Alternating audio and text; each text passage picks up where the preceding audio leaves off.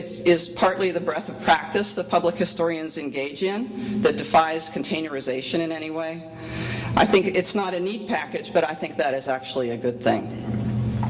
Likewise, boundaries between historians in the academy and those elsewhere have diminished, and increasingly individuals and ideas move freely across what was once a larger divide. It is time to move beyond merely differentiating ourselves as public historians or defining ourselves by where we work or where we do not. More important is how we as professionals and public historians engage the broadest possible audience, the relationships we cultivate with that audience, and our knowledge and skills that we apply in practice. As public historians, we choose to work in those in-between spaces where points of contact are constantly shifting for every project or collaboration where historian and audience interact.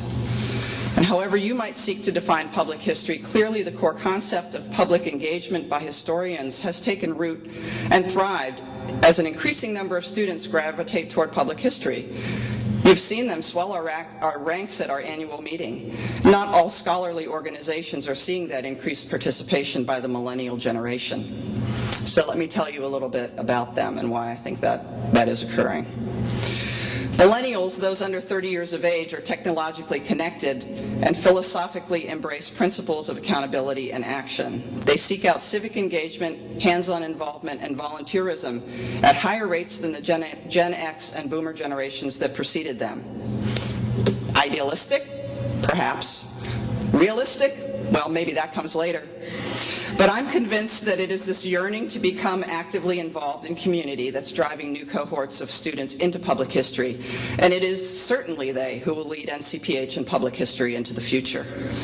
This millennial generation seeks a fresh relevance into the places, This millennial generation seeks a fresh relevance, and for 3 decades, public historians have sought to interject that fresh relevance into the places where the history professional and the public come together.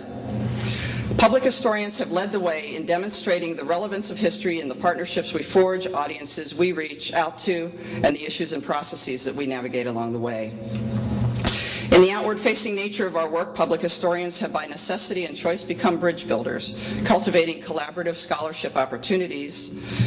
The active community engagement of public historians within the institutions that employ them provide models of civic engagement, especially for those institutions of higher education who now, in a climate of declining resources, face increasing expectations for accountability to society at large. Public historians and public scholars within some of these institutions are positioned at the vanguard of a renewed emphasis on productive interaction between public institutions and the communities they serve. All historians should be part of a community and not a community apart. Past distancing has created a disconnect between the history that historians tell and the public who feel an affinity for the past. Perhaps historians need to make history more sticky. Ideas that endure or stick convey core messages and concepts, often contain unexpected elements, commanding the audience's attention and exciting their imagination.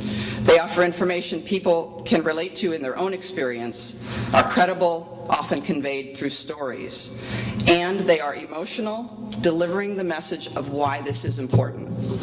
Of course, history is not simple, nor should it be reduced to a tagline or slogan. I doubt we will ever see reviewers and the public historian ask, "Where's the beef?" I certainly hope not. But the history that historians tell could benefit from stickiness, for after all, history is largely storytelling. And we as historians certainly should strive to generate interest and curiosity in our audience, encourage museum visitors to apply their own experiences, and connect with exhibits or objects on a personal level.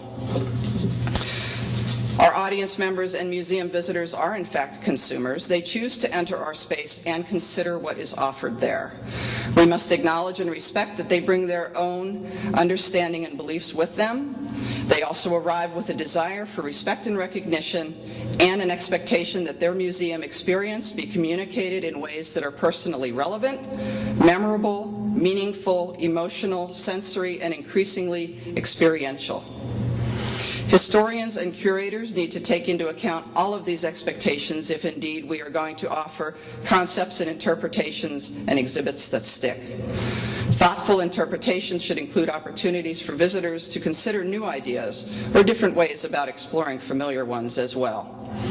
We can gently pry open knowledge gaps, a powerful driver of curiosity. Think about what motivates genealogists, the quest to fill those knowledge gaps magnified by personal connection. People need connection as well as context and facts. We provide interpretation offered in an approachable way that encourages people to test their own assumptions and try on different ideas and perspectives. That is accessible and not abstract, and that fosters understanding about why they should care about knowing their past, and again, why history is important. People's engagement with history is innately emotional. We can expand upon that without losing sight of concrete elements. Things most easily remembered are those that are concrete. Oral traditions, by and large, convey concreteness. Concreteness is powerful, but for historians, abstraction is also tempting. We use our expertise to arrive at interpretations we want to share, but sometimes fall short in conveying that to others. Subject matter experts and historians, I included historians in that, tend to communicate as if the audience is you or other experts. The ideal of the single author monograph is still far too prevalent in the training of historians. Filtering through insights gained by years of intense study or immersion in a subject, I think we sometimes fall victim to what might be called the curse of knowledge. And let me give you an example of that. A case study by authors Chip and Dan Heath, one a professor of organizational behavior at Stanford and the other a management consultant, introduced the curse of knowledge to explain why specialists with expertise honed through years of study sometimes fail in effectively communicating with others.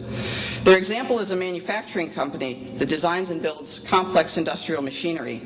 In this business, two knowledge sets were required. Engineers to design the complex machines and skilled technicians to make working machinery. To succeed, these two groups needed to communicate. But when the machinists found some of the pieces designed by the engineers did not quite fit or work properly, they brought the problem back to the engineers, who would immediately get to work examining and revising their drawings, certain that drafting more detailed blueprints and sections would certainly inform their users. Never once did the engineers go down to the factory floor to engage the situation from another perspective.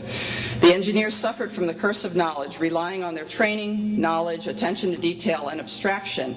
In other words, better drawings, when what was needed was interpersonal communication and working side by side.